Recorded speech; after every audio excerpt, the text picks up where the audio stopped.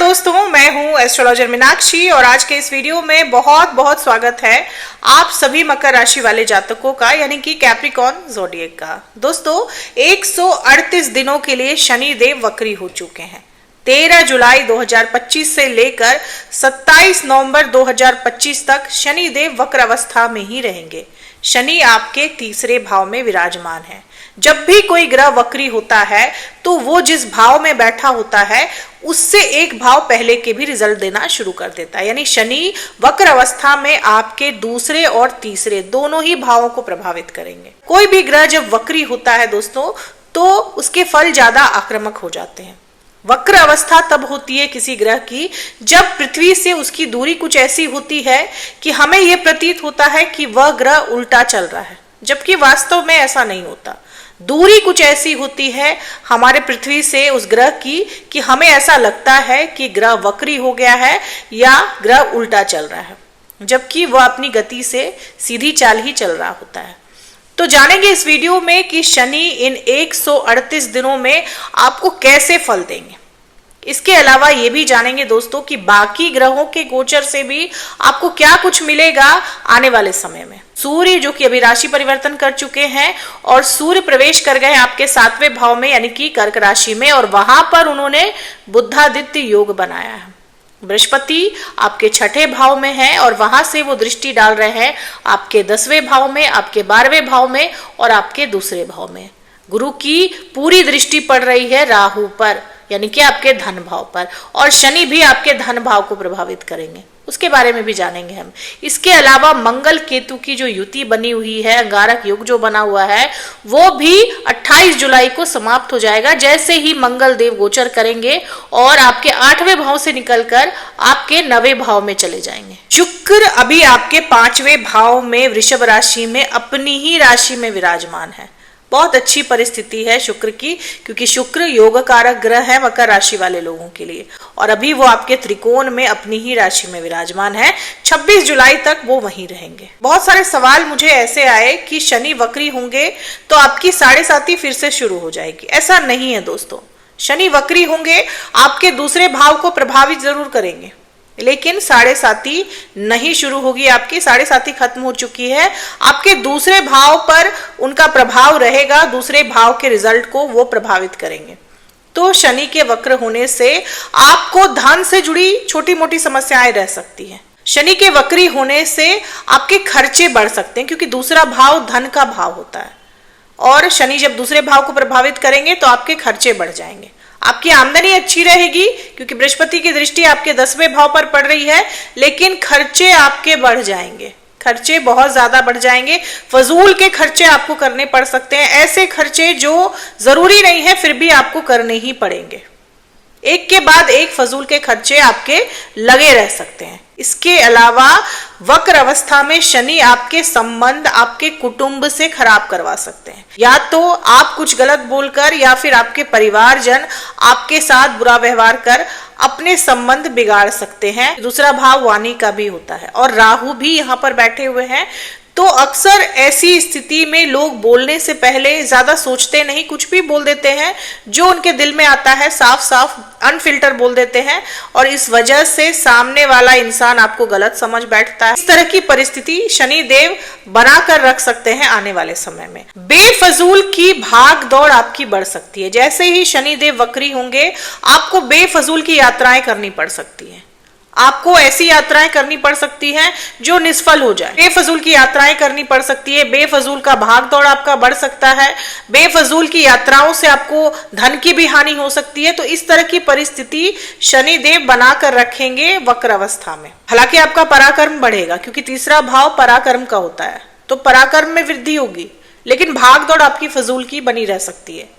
आपके छोटे भाई बहनों से, पड़ोसियों से आपके मतभेद रह सकते हैं, आपके मनमुटाव रह सकते हैं। शनि तीसरे भाव में है और तीसरा भाव आपके पड़ोसियों का, आपके छोटे भाई बहनों का होता है, तो इसको लेकर भी आपको परेशानी हो सकती है। अब दोस्तों, शनि तो दूसरे भाव को प्रभावित कर ही रहे हैं, लेकिन बृहस्पति की भी दृष्टि, 9वीं दृष्टि आपके दूसरे भाव पर है।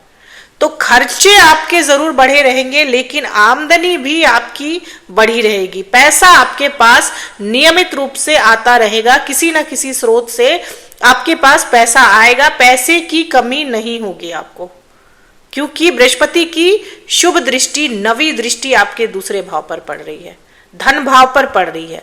ये स्थिति आपको रुपए पैसे की कमी नहीं होने देगी। आपके पास कहीं ना कहीं से रुपया पैसा आएगा। और बृहस्पति की दृष्टि आपके 10वें भाव पर भी पड़ रही है, बृहस्पति की 5वीं दृष्टि आपके 10वें भाव पर भी पड़ रही है। तो नौकरी व्यवसाय में भी आप तरक्की करेंगे, नौकरी व्यवसाय में आप बहुत ज्यादा तरक्की करेंगे, क्योंकि बृहस्पति की दृष्टि, शुभ दृष्टि आपके 10वें भाव पर पड़ रही है। 10वां भाव आपके कर्म का होता है, आपकी नौकरी का होता है, आपके व्यवसाय का होता है। तो इन सभी मामलों में आपको बढ़ोतरी देखने को मिलेगी, आपको तरक्की देखने को मिलेगी, आपको अच्छी नौकरी मिल सकती है, नौकरी में तरक्की मिल सकती है, आपका इंक्रीमेंट हो सकता है। अगर आप व्यापारी हैं तो व्यापार आपका बहुत अच्छा चलेगा, क्योंकि बृहस्पति जहां देखते हैं वहां बहुत ज्यादा अच्छे फल देते हैं। बृहस्पति की दृष्टि शुभ होती है, उनकी दृष्टि में अमृत होता है। और बृहस्पति की दृष्टि 10वें भाव में जब पड़ेगी तो आपको नौकरी व्यवसाय में बहुत अच्छे फल देंगे बृहस्पति देव। विदेश यात्रा के भी आपके योग बन सकते हैं, क्योंकि बृहस्पति की दृष्टि आपके 12वें भाव पर भी पड़ रही है। ऐसे विद्यार्थी जो विदेश जाकर पढ़ना चाहते थे उनके लिए बहुत अनुकूल समय है। आप विदेश जाकर पढ़ाई कर सकते हैं, विदेशों में आपका दाखिला हो सकता है, किसी अच्छे संस्थान में आपका दाखिला हो सकता है। और विद्यार्थियों के लिए समय बहुत अच्छा है, क्योंकि शुक्र भी आपके 5वें भाव में अपनी ही राशि में है। तो विद्यार्थियों के लिए यह समय बहुत अनुकूल है। अगर आप बाहर जाकर पढ़ाई करना चाहते हैं तो इस दौरान आपका दाखिला हो सकता है किसी अच्छे संस्थान में, ऐसे संस्थान में जहां आप दाखिला लेना चाहते हैं। बृहस्पति 6ठे भाव में बैठकर आपको आपके शत्रुओं से, षड्यंत्रकारियों से बचाने का काम करेंगे। बृहस्पति 6ठे भाव में बैठे हुए हैं। 6ठा भाव रोग, ऋण, शत्रु का होता है। तो आपके रोग खत्म करेंगे बृहस्पति देव, आपके कर्जों को कम करने का काम करेंगे। आपका अगर किसी तरह का कोई लोन चल रहा है तो आप उसकी रीपेमेंट आसानी से कर पाएंगे। आपके कर्जे जो हैं उसका बोझ बृहस्पति देव कम करेंगे। यहाँ पे गुप्त शत्रुओं से आपकी रक्षा करेंगे, आपके रोगों से आपकी रक्षा करेंगे। 6ठे भाव में बैठे बृहस्पति आपके 12वें भाव पर शुभ दृष्टि डालते हैं, तो कोर्ट कचहरी के मामलों में भी आपको जीत दिलवाते हैं, आपको वहां पर अच्छे रिजल्ट देखने को मिलते हैं। सूर्य और बुध का बुधादित्य योग आपके 7वें भाव में बन रहा है। सूर्य की सीधी दृष्टि आपके लग्न पर, आपके पहले भाव पर पड़ रही है, जिससे आपके सम्मान में इजाफा होगा। आपको समाज में सम्मान मिल सकता है, प्रतिष्ठा बढ़ सकती है आपकी, आपका प्रमोशन हो सकता है, आप किसी हायर पोस्ट पे जा सकते हैं। सूर्य की दृष्टि जहां पड़ती है उस जगह को सूर्य चमका देते हैं। सूर्य आपके लग्न को देखेंगे, आपके पहले भाव को देखेंगे, तो आपका आत्मविश्वास बढ़ेगा, आपका कॉन्फिडेंस बढ़ेगा, सेहत संबंधित परेशानियां आपकी दूर होंगी। सूर्य जब बुध के साथ 7वें भाव में बैठेंगे तो आपके पति या पत्नी को भी प्रमोशन मिल सकता है। अगर वो जॉब करते हैं तो उनका प्रमोशन हो सकता है, उनकी वजह से आपकी प्रतिष्ठा बढ़ सकती है, समाज में आपका सम्मान बढ़ सकता है। हालांकि सूर्य की ये स्थिति ईगो को बढ़ाती है, तो अपने दाम्पत्य जीवन में ईगो को ना आने दे। ईगो बैटल रह सकता है आपके और आपके स्पाउस के बीच में। ईगो की वजह से आपके संबंधों में प्रॉब्लम आ सकती है, आपके दाम्पत्य जीवन में परेशानियां आ सकती है। तो ईगो को ना आने दें, ईगो की समस्या अपने दाम्पत्य जीवन में ना आने दें। अगर आप अपने बीच में ईगो नहीं आने देंगे तो सूर्य और बुध की ये स्थिति आपके दाम्पत्य जीवन के लिए बहुत अच्छी रह सकती है। आपकी लव लाइफ की बात की जाए तो शुक्र आपके 5वें भाव में है। 5वां भाव आपके लव लाइफ का होता है और शुक्र अपनी ही राशि में है, तो लव लाइफ के लिए ये परिस्थिति बहुत अच्छी है। प्रेमी जोड़ों के लिए ये परिस्थिति किसी वरदान से कम नहीं है। आपके सारे डिस्प्यूट सॉल्व हो सकते हैं। आपके पार्टनर जो अभी तक आपसे नाराज चल रहे थे वो आपके पास आएंगे, आपको खुद मनाएंगे, खुद अप्रोच करेंगे। आपके रिलेशनशिप में एक इमोशनल बॉन्डिंग आएगी। अगर आप सिंगल हैं तो आपके जीवन में कोई नया व्यक्ति आ सकता है, आप नए रिलेशनशिप में जा सकते हैं। अब दोस्तों सावधानियां कहाँ रखनी है। मंगल केतु की युति बनी हुई है आपके अष्टम भाव में। अष्टम भाव आकस्मिक घटने वाली घटनाओं का होता है, तो आपको यात्रा करते वक्त सावधानी रखनी है, वाहन चलाते वक्त सावधानी रखनी है, क्योंकि मंगल केतु की ये युति जो है वो अंगारक योग कहलाती है और इस वजह से दुर्घटनाओं का योग बढ़ जाता है।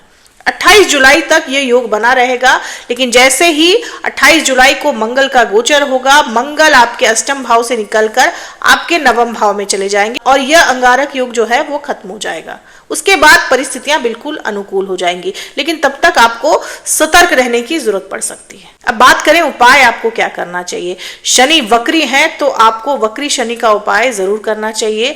शनिवार के दिन शनि के बीज मंत्र का जाप आप 108 बार जरूर करें। इसके अलावा आप शंकर भगवान का जलाभिषेक करें, रुद्राभिषेक भी आप कर सकते हैं। इसके अलावा शनिवार के दिन आप शमी जी के पौधे के नीचे सरसों के तेल का दीपक जरूर जलाएं। ऐसा करने से भी वक्री शनि जो है वो आपको नुकसान नहीं पहुंचाते। गरीबों को दान करें, शनिवार के दिन गरीबों को भोजन करवाएं। आप जितना अच्छा कर्म करेंगे, शनि देव चाहे किसी भी अवस्था में रहे, चाहे वो वक्री रहे, चाहे किसी भी अवस्था में रहे, अगर आपके कर्म अच्छे हैं तो शनि देव आपको बहुत अच्छे रिजल्ट देते हैं। तो आप अपने कर्म करते जाइए, वक्री शनि से डरने की जरूरत नहीं है। वक्री शनि आपके कर्मों के हिसाब से ही आपको फल देते हैं। तो अगर आप अपने कर्मों को अच्छा रखेंगे तो वक्र अवस्था में भी शनिदेव आपको बहुत अच्छे रिजल्ट देंगे। दोस्तों, ये थी मेरी एनालिसिस मकर राशि वाले लोगों के लिए। उम्मीद करती हूँ कि वीडियो से आप लोगों को काफी हेल्प मिली होगी, काफी जानकारी मिली होगी। अगर वीडियो से हेल्प मिली हो तो चैनल को सब्सक्राइब करें, लाइक करें, शेयर करें, कमेंट करें और बेल आइकन जरूर दबा दें दोस्तों। तब तक के लिए जय माता दी, जय श्री राम।